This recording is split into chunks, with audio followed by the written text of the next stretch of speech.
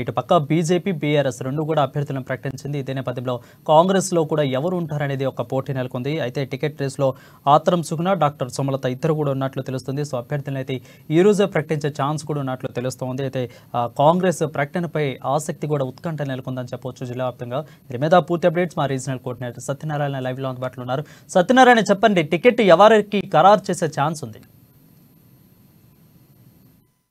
Good evening Varun. అయితే ఇప్పటికే అంటే ఎన్నికలు చేసింది ఆదిలాబాద్ లో లోక్సభ ఎన్నికల వేడి అయితే మొదలైంది. ఆల్రెడీ టికెట్ పార్టీలు కేటాయించినటువంటి ఒక బీఆర్ఎస్, బీజేపీ అభ్యర్థులు అయితే వాళ్ళు ప్రచారంలో దూసుకుపోతున్నారు. అలాగే ఇక కాంగ్రెస్ విషయానికి వస్తే కాంగ్రెస్ ఈ ఆదిలాబాద్ పార్లమెంట్ స్థానానికి సంబంధించి కాస్త కసరత్తు ముమ్మరం చేస్తున్నట్టుగా కనబడుతోంది. ఎందుకంటే ఇక్కడ ఆల్రెడీ బీజేపీ నుంచి గుడం నగేష్, అలాగే బీఆర్ఎస్ నుంచి ఆత్రం సక్కు ఇక్కడ పోటీలో ఉండడంతో ఆ ఇద్దరు కూడా ఆదివాసీ గోండు సామాజిక వర్గానికి చెందిన వారు కావడంతో మరి కాంగ్రెస్ పార్టీ నుంచి ఎవరికి అభ్యర్థిత్వాన్ని ఖరారు చేయాలి, గోండు సామాజిక వర్గానికి కేటాయించాలా లేదా లంబాడ వర్గానికి కేటాయించాలా అనే ఒక మీమాంసలో పార్టీ హైకమాండ్ అయితే ఈ యొక్క సీటుపై కాస్త తర్జన భర్జన పడుతున్నట్టుగా మనకు సమాచారం అందుతుంది.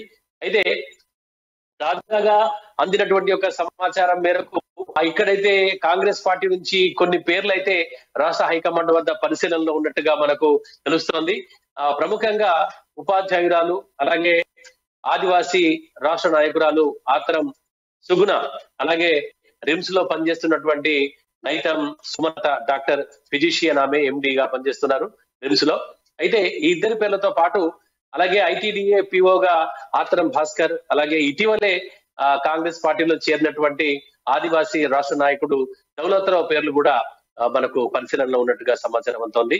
ఏదేమైనప్పటికీ ఇక్కడ ఆదిలాబాద్ పార్లమెంట్ స్థానానికి సంబంధించి మాత్రం ఇటు కాంగ్రెస్ ఎవరైతే ఆశావహులు ఉన్నారో ఆశావహులతో పాటు కూడా పార్టీలో కూడా ఒక రకమైనటువంటి ఒక ఉత్కంఠ అయితే నెలకొంది.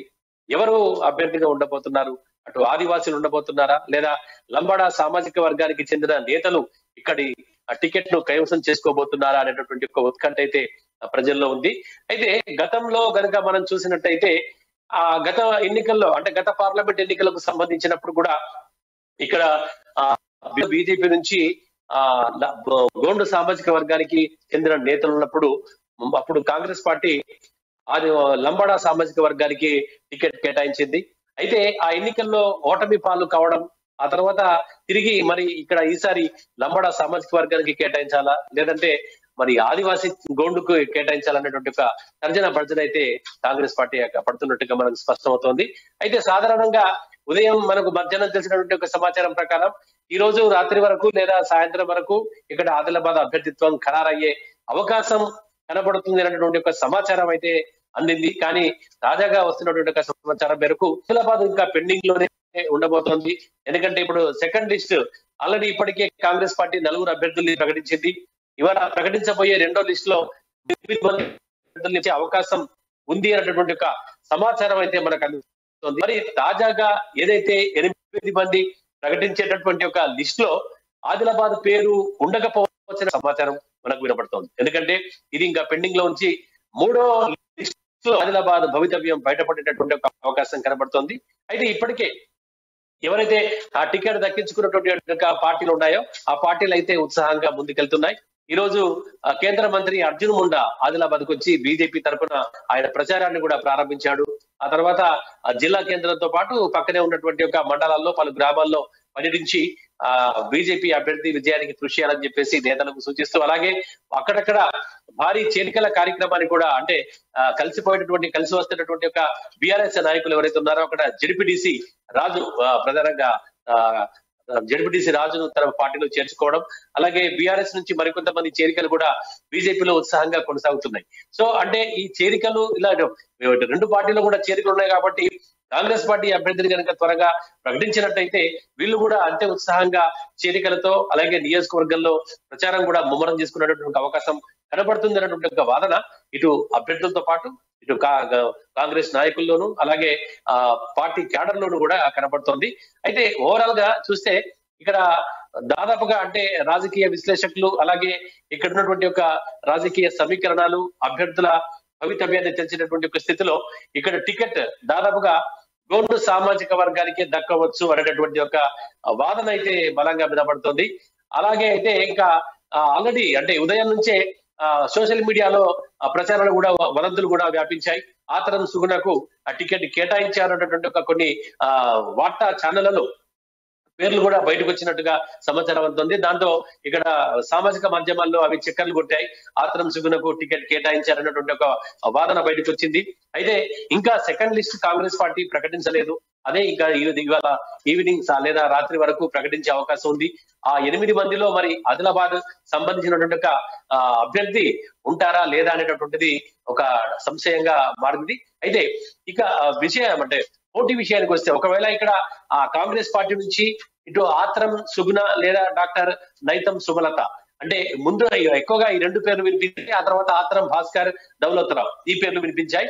అయితే ఈ ఇద్దరు కనుక మనం పరిశీలించినట్టయితే ఒకవేళ ఆత్రం సుగుణకిస్తే ఏ విధంగా ఉండబోతుంది, అలాగే ఇటు డాక్టర్ సుమలతకి ఇవ్వకపోతే కూడా ఏ విధంగా ఉంటుందో మనం చర్చించుకోవచ్చు. అయితే ఆత్రం సుగుణ ఆల్రెడీ ఆమె ఒక అంటే ఆదివాసీ రాష్ట్ర నాయకురాలుగా సుపరిచితం. అలాగే ఒక ఉపాధ్యాయురాలుగా ఆదివాసీల సమస్యల పట్ల అవగాహనగా ఆమె గ్రామాల్లో తిరిగి ఆదివాసీ నాయకులతో కలిసిమెలిసి తిరిగి ఆ తర్వాత ఉట్టూరు డివిజన్ లో ఆమెకైతే కొంత పేరైతే అంటే కాంగ్రెస్ పార్టీ నుంచి సంపాదించుకుంది. అలాగే ఆమె కనుక పోటీలో ఉంటే ఖచ్చితంగా కాంగ్రెస్ పార్టీ అభ్యర్థి గట్టి పోటీ ఇచ్చేటటువంటి అవకాశం కనబడుతుంది. బీజేపీ అంటే ఇక్కడ సాధారణంగా అయితే పోటీ బీజేపీకి కాంగ్రెస్ మధ్యనే ఉండబోతుంది కాబట్టి ఆ 2 పార్టీల మధ్య ఈ ఆత్రం సుగుణ కనుక ఉన్నట్టయితే గట్టి పోటీ ఇచ్చే అవకాశం కనబడుతుంది అన్నటువంటి ఒక వాదన అయితే ఇక్కడ నియోజకవర్గ నాయకుల నుంచి అయితే వ్యక్తమవుతోంది. అదే రిమ్స్ చెందినటువంటి డాక్టర్ సుమలత, నైతం సుమలత ఈమె కూడా రాజకీయ వారసత్వం కలిగినటువంటి యొక్క వ్యక్తి. అలాగే చదువుకున్న విద్యావంతురాలు. ఆ తర్వాత ఆ జిల్లాలోనే సుమలత తొలి గౌండ మహిళగా ప్రసిద్ధి చెందారు. ఆమె తాత మర్సకోల కాశీరామ్ ఇక్కడ ఉన్నటువంటి ఒక బోధ నియోజకవర్గానికి గతంలో ఎమ్మెల్యేగా పనిచేసినటువంటి ఒక అనుభవం ఆ తాతకుంది కాబట్టి తాత వారసత్వం ద్వారా ఆమె రాజకీయ నేపథ్యం కలిగినటువంటి వ్యక్తిగా మనం భావించవచ్చు. అలాగే విద్యావంతులు కాబట్టి ఆమె ఇంద్రవెల్లి, ఉట్నూరులో కూడా మెడికల్ క్యాంపులు నిర్వహించి సామాజిక సేవలు చేస్తూ ఆమె కూడా ప్రజల్లో ఉన్నటువంటి ఒక నేపథ్యం అయితే కనబడుతోంది. సో అక్కడ ఈ అంటే ఇప్పుడు సాధారణంగా అసెంబ్లీ ఎన్నికలు వేరుగా ఉంటాయి, పార్లమెంట్ ఎన్నికలు వేరుగా ఉంటాయి. అసెంబ్లీ ఎన్నికల్లో అభ్యర్థితో పాటు పార్టీ ఈ 2 కూడా ప్రధాన అంశాలుగా భావిస్తే పార్లమెంట్ విషయానికి వస్తే కాస్త అభ్యర్థి కంటే పార్టీ వైపు ఎక్కువ చూపే అవకాశం ఉంటుంది కాబట్టి పార్టీ స్టాండ్ మీద అలాగే పార్టీ గుర్తు మీద గెలిచే అవకాశం ఎక్కువగా ఉంటుంది కాబట్టి ఇక్కడ ఈ యొక్క అంశాన్ని పరిగణలోకి తీసుకుంటే ఏ అభ్యర్థి ఇక్కడ ఏర్పడ్డప్పటికి కూడా పార్టీలో పోటీ మాత్రం అంటే ఇక్కడ ఆదిలాబాద్ పార్లమెంటు స్థానానికి సంబంధించి పోటీ మాత్రం ఇరు వర్గాల మధ్య ఉండేటటువంటి ఒక అవకాశం స్పష్టంగా కనపడుతుంది. ఇక్కడ ద్విముఖ పోరు ఉండేటటువంటి ఒక అవకాశం అయితే ఉంది. ఎందుకంటే ఆల్రెడీ మనం చూస్తున్నాం ఎప్పుడైతే బీఆర్ఎస్ రాష్ట్రంలో అధికారం కోల్పోయిందో ఆ తర్వాత నుంచి తిరిగి ఏ పార్టీ అయినా సరే ఒక రాజకీయ పార్టీ అధికారం కోల్పోయిన వెంటనే తిరిగి మరో ఎన్నికను అందుకోవాలంటే చాలా కష్టంతో కూడుకున్న పని. సత్యనారాయణ, లాస్ట్ అసెంబ్లీ ఎన్నికల్లో కాంగ్రెస్ చేసిన తప్పిదాలను ఈసారి చేయకుండా ఎలాంటి వ్యూహాలతో కాంగ్రెస్ పార్టీ ముందుకెళ్తుంది? ఎవరికి ఇచ్చిన సీటు వాళ్ళందరూ సపోర్టుగా వెళ్ళే అవకాశాలు ఏమైనా కనిపిస్తున్నాయా ఆదిలాబాద్ మొత్తం మీద కూడా? ఖచ్చితంగా వరుణ్, అయితే ఇక్కడ ఆల్రెడీ కాంగ్రెస్ పార్టీ అయితే ఒక గట్టి స్టాండ్ తో ఉంది.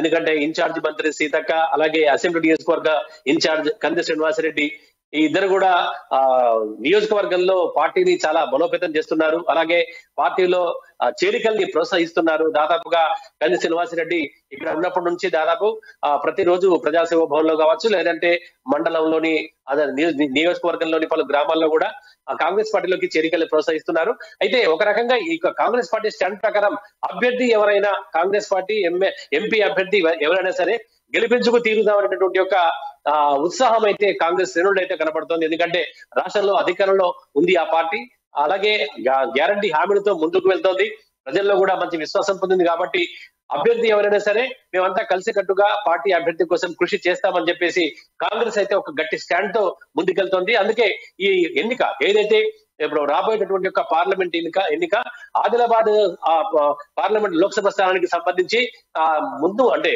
దీని రిజల్ట్ కానీ ఎన్నిక విషయం కానీ రసకందాయంలో ఉండే అవకాశం అయితే స్పష్టంగా కనబడుతోంది వరుణ్. Thank you.